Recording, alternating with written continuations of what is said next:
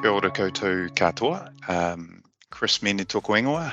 I've been a trainer with IAP2 for about 7 years now, and I decided to apply to become a trainer because I've got a teaching background and an education background, along with some other strings to the bow, and engagement practice was an area that I had come to learn about in various roles that I held in local government, central government, and in community settings.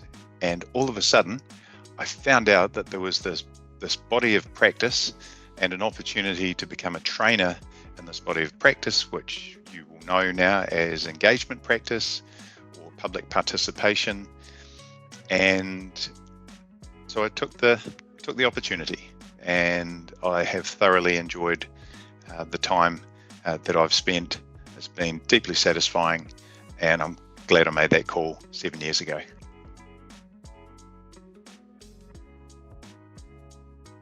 There are lots of things that I enjoy about the role of an IAP2 trainer. What I'm able to do is build capability and confidence in others who are doing this engagement practice, and that's rewarding in itself.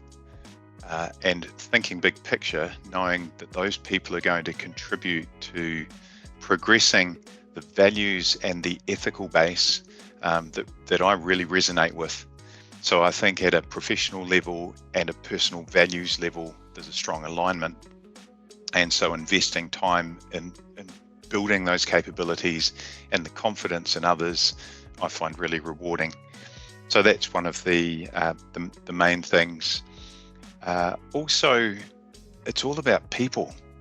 And right from the time I was a little boy, my dad's from Samoa. My mum is fourth generation Kiwi here in New Zealand.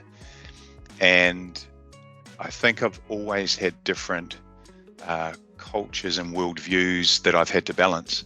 And what I find with this engagement practice is that balancing act or process that we like to work towards in our engagement practice, it does that. It gives a structure, and it gives a series of process steps where you can, in a strong method, work through that.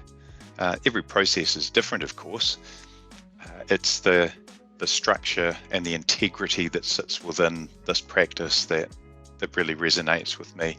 And I enjoy seeing how people absorb, they process it, they find meaning in it, and then they're able to go and apply those insights and that learning in their own settings.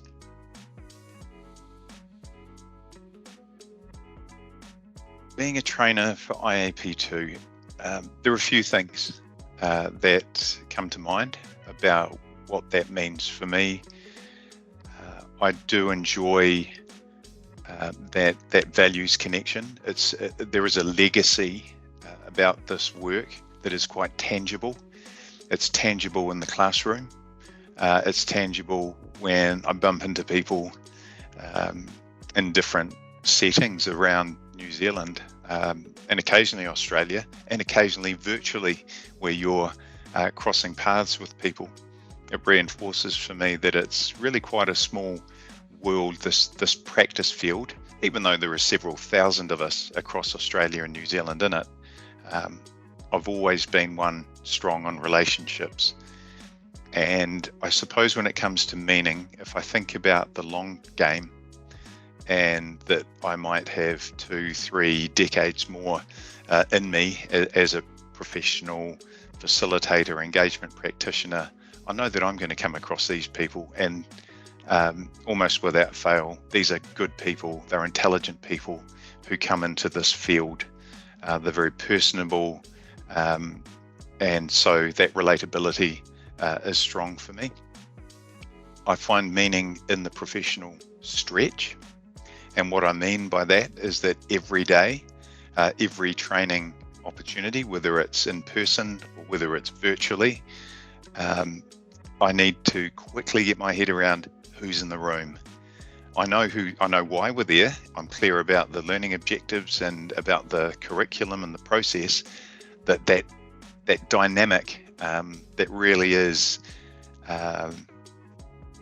for me a part of that tension is working out who's coming here today and what's important to them. And once I can work that out, then I'm able to help craft and shape that curriculum in a way that can work best for them. So I find that stretch, that legacy, really compelling. And probably the last thing that I've really enjoyed that comes to mind is the travel component. I love being able to travel around New Zealand and prior to COVID, Australia on a regular basis. Being able to go into different jurisdictions, into different contexts where we need to, as trainers, really bring our A game. And so that is something that I'm looking forward to doing more of once we get past the restrictions that COVID has brought about. And if I had one more, I think it relates to all of the above, and that's the cultural dimension, the socio-cultural differences in people, their worldviews, where they've come from, and what they aspire for, what's important to them, and just that privileged position of being a teacher in that space, a trainer. It does remind me of a concept, a Polynesian concept, and the term is ako, A-K-O. And in that concept of ako, that means being both a teacher and a learner at the same time.